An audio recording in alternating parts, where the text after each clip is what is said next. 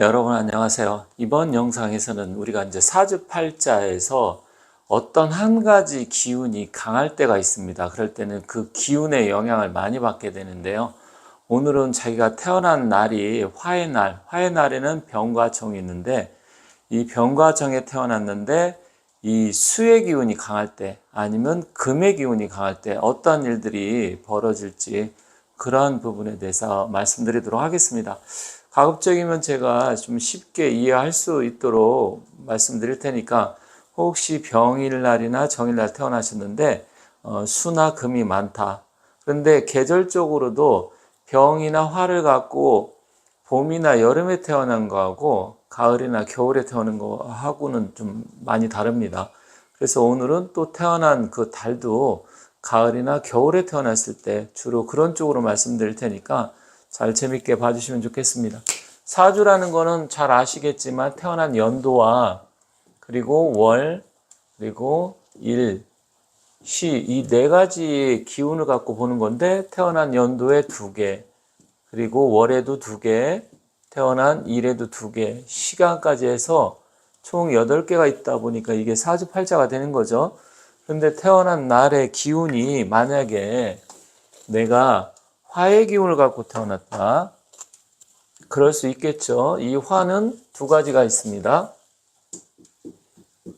병일날과 정일날이 있어요. 약간 다르긴 합니다. 이 병이라는 것은 태양, 그리고 용광로, 아니면 뜨거운 기운, 강력한 그것도 강한 뜨거운 기운, 화기 이런 걸 나타내고요. 정일날은 주로 모닥불이나 아니면 밤하늘의 별, 달, 등불 이러다 보니까 똑같은 화기라 하더라도 약간의 차이는 있어요. 그런데 오늘 세밀하게 그렇게 하나하나 하려면 또 시간이 상당히 많이 걸리기 때문에 일단 그냥 통틀어서 화의 기운을 갖고 태어나신 분 그렇게 말씀드릴게요. 그리고 이제 태어난 달이 중요하겠죠. 그러면 이 달이 가을에 태어난 사람이 있고 겨울생이 있어요. 가을이라고 하는 것은 음력 7, 8, 9 절기상, 겨울이라고 하는 것은 10월, 11월, 12월 이렇게 돼서 이 가을은 금의 기운이고요. 그리고 이 겨울은 수의 기운이에요. 그러다 보니까 이 불의 입장에서는 일단 내가 화기가 강할 때는 이 금의 기운이나 수의 기운을 어느 정도 내가 컨트롤할 수가 있는데 만약에 내가 이거 화가 달랑 하나밖에 없고 여기 금수가 다 이렇게 많다 그러면 결국은 나는 약한 기운을 갖고 있는데 상대방의 기운이 너무 세다 보니까 내가 어떻게 그걸 할 수 없는 상황입니다. 원래는 화의 기운이라는 것은 화는 금을 극하게 되어 있어요. 그래서 화극금이라고 하죠. 그러면 화는 원래 이것을 제압을 해야 돼요. 그런데 이게 너무 세면 화력이 약하고 그러면 그 금, 철광석 이런 것을 녹이지 못하잖아요. 그러면 이때는 화가 원래는 이길 수 있는 기운이지만 불리하게 됩니다. 근데 반대로 또 수기는 어때요? 수는 반대로 화를 꺼트리는 그런 역할을 해요. 내가 당하는 입장이죠. 그런데 금과 수는 음의 기운이고 화는 양기다 보니까 이 금수의 기운이 너무 강한 사람은 사주에 내가 비록 화의 기운을 갖고 태어났다 하더라도 음기가 강한 거예요. 그러면 이 음양의 조화가 중요하고 잘 되어야 되는데 구성이 밸런스가 당연히 안 맞겠죠. 그렇다 보면 상식적으로 우리가 생각을 할 때 불이 화력이 약하다? 그러면 그 불을 화력을 강하게 해줄 수 있는 그러한 기운이 필요하겠죠. 그러한 기운은 크게 2가지가 있습니다. 첫 번째로는 내가 만약에 이 불인데 불 그냥 일반적으로 이걸 불이라고 칩시다. 불이라고 한다고 하면 뭔가 나무가 필요하겠죠. 그래서 목생화를 해서 이 불의 기운을 강력하게 해줘야만이 돼요.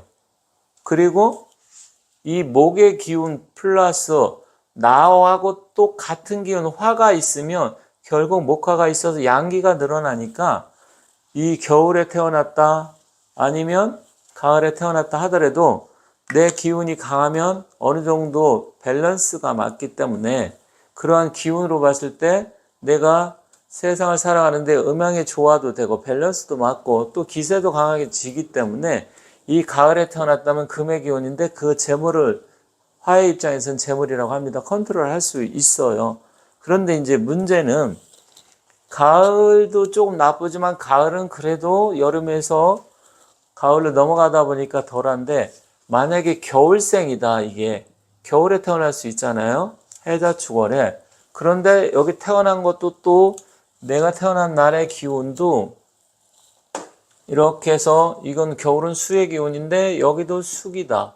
태어난 시간도 만약에 해시나 자시다. 이런 식으로 된다고 하면 이 화는 굉장히 위태위태하게 됩니다. 이렇게 되면 이 사람은 건강도 나쁘게 되고 성격도 굉장히 소심하게 되고 남을 눈치를 잘 보게 되고 어떤 세상을 내가 주도적으로 이끌어 나가는 리더십이라든지 기세 기운이 약해. 언제 꺼질지 모르니까 항상 불안하고 또 사람이 성격도 수기가 많다 보니까 약간 좀 우울증이라든지 변덕 뭐 다양하게 나타납니다.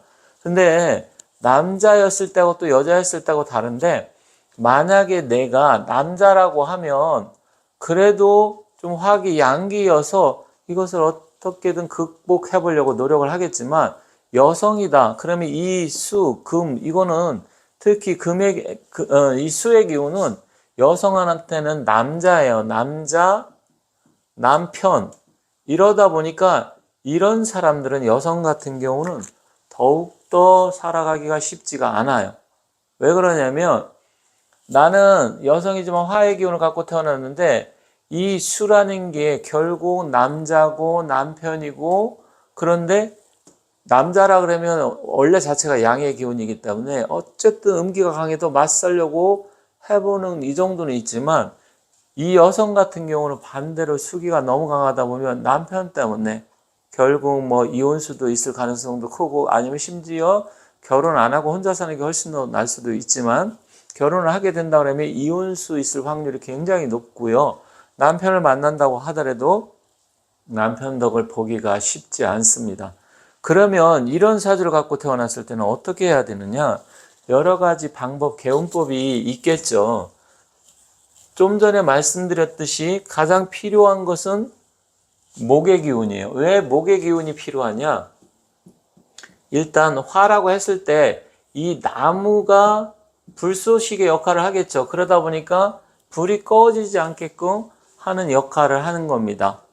그런데 사주에 만약에 내가 이렇게 겨울 아니면 뭐 가을에 태어났고 금수가 많아.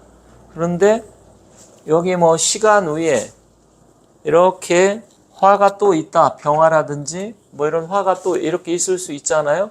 그리고 뭐 여기 또 이제 달 위에 여기는 또 목이 있다.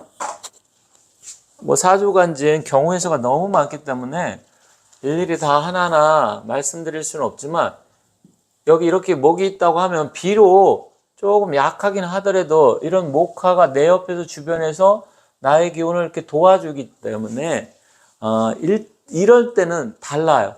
여기가 금이나 여기가 수가 있으면 완전히 미쳐버리겠지만 그게 아니면 이럴 때 다릅니다. 그런데 조금 이렇게 천간에 떠있어 기세 기운이 약한데 운이라는 것은 대운과 세운이라는 두 가지가 있는데 대운은 주로 10년 단위로 바뀌게 되고요. 이 세운은 1년마다 돌아오는 말을 하는데 이 두 가지에서 목이나 화의 운이 올 때 이때는 굉장히 좋습니다. 왜냐면 여기가 심지가 약간 약해요. 그런데 아니면 불이 모닥불이 약해. 장작 더미를 누가 마른 장작을 갖다 준다든지 아니면 뭐 어떤 기름을 갖다 준다든지 그러면 기름은 또 액체니까 물이 아니에요? 물론 그런 부분도 없지 않아 있지만 성질 성분을 봤을 때 화기라고 볼 수 있는 거예요. 그렇게 된다고 하면 이 사람은 그 대운에 좋은 거예요. 그러면 이런 경우 같은 경우 옷 같은 경우도 좀 따뜻하게 입고 음기가 강하기 때문에 음식 같은 경우도 가급적이면 찬 음식, 냉한 음식 이런 거 피하고 돼지고기보다는 소고기 아니면 닭고기를 드신다든지 인삼, 홍삼, 생강차, 마늘 이런 걸 많이 먹어줘야 이 보가 됩니다. 그리고 지역적으로도 바닷가나 물이 많은데 추운 지방에 살기보다는 따뜻한 지방에 사는 게 좋고, 우리나라 같은 경우는 예를 들어서 경기도는 성남이나 화성, 동탄 뭐 이런 쪽, 그쪽이 낫겠죠. 아니면 경기도 북부 이런 데 임진강 근처 파주라든지 김포 이런 쪽보다는, 물론 풍수적인 기후라고 좀 다르지만 경상도 같은 경우는 대구 같은 데가 조금 더 좋아요. 부산이나 이런 데보다. 충청도는 대전 같은 데 이런 데가 좋고요. 그러면 전라도 같은 경우는 금기가 많은 지여서 사실은 전라도는 금의 기온으로 보거든요. 하지만 뭐 광주라는 자체는 빛골 광주 이렇게 이야기하기 때문에 전라도에서도 뭐 광주에 좀 산다든지, 근데 풍수까지 맞춰서 살면 좋겠죠. 그래서 이런 부족한 기운, 그 기운이 들어올 때 아니면 그런 사람을 만나게 되면 나한테 도움이 되는 거예요. 그래서 이게 개운법입니다. 개운이라는 것은 운의 기운을 내가 두 가지 의미가 있습니다. 개운도 첫 번째는 운에서 결정돼 갖고 운이 그냥 열린다는 이런 부분이 있고요. 두 번째는 내가 이거 고친다, 내 스스로 변화를 준다. 그래서 집을 이사 간다든지 그런 사람을 만난다든지, 아니면 내가 어떤 일이 좋겠어요? 전기, 전자, 컴퓨터, 문화, 예술, 계통 뭐 이런 불을 다루는 그런 일을 하는 쪽이 낫겠죠. 아니면 목의 기운, 부동산 이런 쪽 하는 일이 좋겠죠. 그래서 오늘은 제가 좀 간단하게 말씀을 드렸는데, 사주라는 게 사실 하나하나 이론적으로 배우려면 시간도 많이 걸리고요. 그거 하나 다 봤을 때 내가 공부를 설령 했다 하더라도 막 서로 주고받는 게 있다 보니까 어렵고 힘들고, 그것을 또 통변을 통해서 이야기하기가 쉽지 않지만, 단순하게 생각을 하면 내가 부족한 게 무엇인지, 내가 태어난 기운인데 그 부족한 게 무엇이고 부족한 것을 채워줄 수 있는 게 무엇인지, 이런 쪽으로 생각하면 간단하게 볼 수 있어요. 왜 그러냐면 세상의 이치가 모든 게 음과 양의 조화 속에 이루어져 있잖아요. 그럼 사주도 음양 오행학이기 때문에 그래요. 음양의 조화, 오행의 조화가 잘 되어 있어야 됩니다. 그래서 대운과 세운에도 목이나 화기가 왔을 때 사람도 그런 사람을 만나고 또 하는 일도 그런 쪽을 일을 했을 때 좋은데, 근데 자기가 해양수산업을 한다든지 아니면 횟집을 한다든지 어부가 된다든지 뭐 그런 경우, 물과 관계된 아니면 금속 기계와 관계된 일을 한다든지, 이런 거는 맞지가 않습니다. 물론 전체가 모든 게 다 그냥 금수로 이루어졌다, 나는 하나 불인데, 그러면 종격사주라고 해서 그 종한다, 그 기운을 따른다 이렇게 되어 있어요. 하지만 일반적으로 봤을 때는 내 사주의 기운에서 어느 한쪽의 기운이 부족하고 한쪽의 기운이 많을 때는 최대한 그것을 균형을 잘 잡아주고 밸런싱을 해줄 수 있는 그러한 기운이 오면 좋다. 또 그러한 사람을 만나면 좋고, 그러한 지역, 또 음식도 이렇게 음기가 가고 냉한 사람은 찬 음식은 가급적 피하는 게 좋다. 이렇게 말씀드리면서 마치도록 하겠습니다. 감사합니다.